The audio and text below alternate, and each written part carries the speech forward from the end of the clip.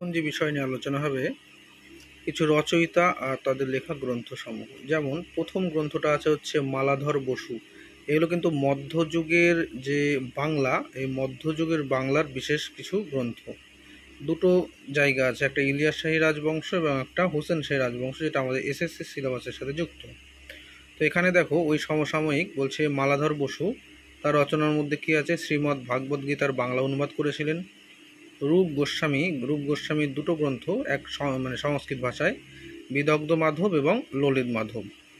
এছাড়াও বিপ্রদাস পিপ্লাইয়ের মনসা মঙ্গল বিপ্রদাস পিপ্লাই।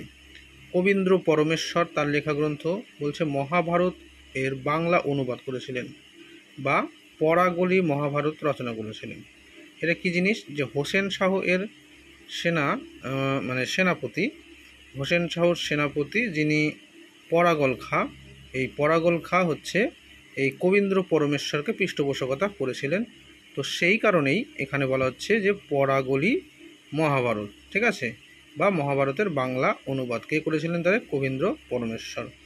তারপরে চলে আসছি যে যশোরাজ খাঁ, এই যশোরাজ খাঁ যে ছিলেন তার সম্পর্কে কি বলছে, যে তার লেখা গ্রন্থ হচ্ছে বৈষ্ণব পদ। যশোরাজ খাঁ বৈষ্ণব পদ। আর জয়ানন্দ রচনা করেন চৈতন্য মঙ্গল। কৃষ্ণদাস কবিরাজের চৈতন্য চরিতামৃত। তো কৃষ্ণদাস কবিরাজ যে ছিলেন, তিনি যে রচনা করেছেন গ্রন্থ, তার নাম চৈতন্য চরিতামৃত। জয়ানন্দর লেখা গ্রন্থ চৈতন্য মঙ্গল। যশোরাজ খাঁর লেখা গ্রন্থ বৈষ্ণব পাদ। কবীন্দ্র পরমেশ্বর মহাভারতের বাংলা অনুবাদ করেন। বিপ্রদাস পিপ্লাই হচ্ছে মনসা মঙ্গল রচনা করেন। এছাড়াও রূপ গোস্বামী, বিদগ্ধ মাধব, ললিত মাধব সংস্কৃত ভাষায় রচনা করেন। আর মালাধর বসু যে, তিনি কিন্তু শ্রীমদ্ ভাগবত গীতার বাংলা অনুবাদ করেছিলেন।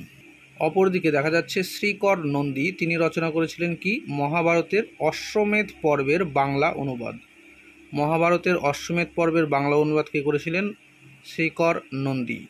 হ্যাঁ, তিনি কার অনুরোধে করেছিলেন, নাকি ছুটি খার অনুরোধে শ্রীকর নন্দী মহাভারতের যে অশ্বমেধ পর্ব সেটা কিন্তু বাংলায় অনুবাদ করেছিলেন। আর শ্রীধর কবিরাজের লেখা গ্রন্থ বিদ্যা সুন্দর কাব্য। তাহলে বিদ্যা সুন্দর কাব্য হচ্ছে শ্রীধর কবিরাজের লেখা।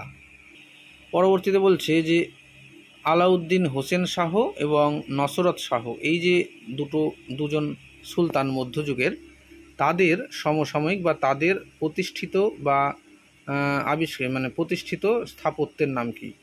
তাহলে আলাউদ্দিন হোসেন শাহ যে নির্মাণ করেছিলেন স্থাপত্য, তার মধ্যে উল্লেখযোগ্য হচ্ছে গৌড়ের গোমতী ফটক, ফিরোজপুরের ছোট সোনা মসজিদ। আর নসরত শাহর ক্ষেত্রে বারোদুয়ারি বা বড় সোনা মসজিদ আর কদম রসুল মসজিদ তিনি সংস্কার করেছিলেন। তো এই দুটো কিন্তু গুরুত্বপূর্ণ।